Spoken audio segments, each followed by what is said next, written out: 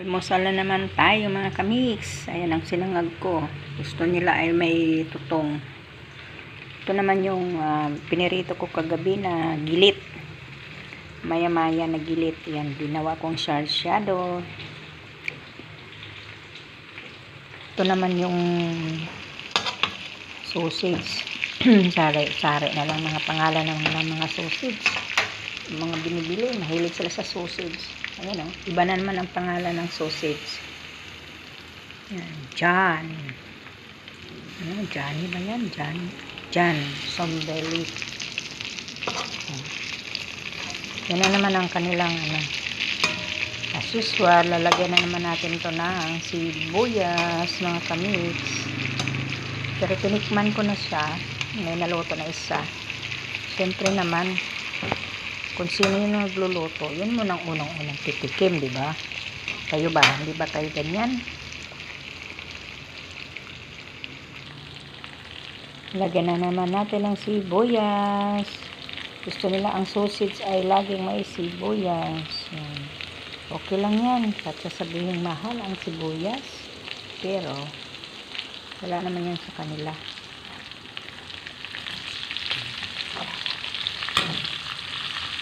Masarap naman siya. Tinikman ko na. Ako pa.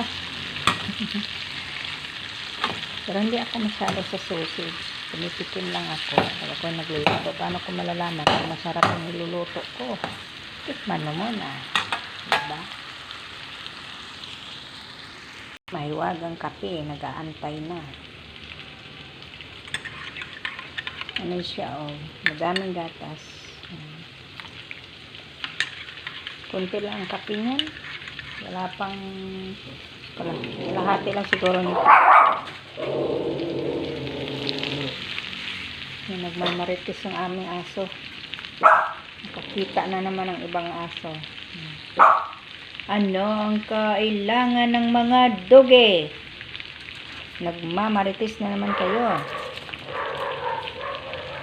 Yan, luto ng aking hotdog sausage. Yan ang almusal namin ngayon umaga. Sarsyadong maya-maya. Leftover yan ang prito kagabi, mga kamix. Yan, sinangag at ang aking kape.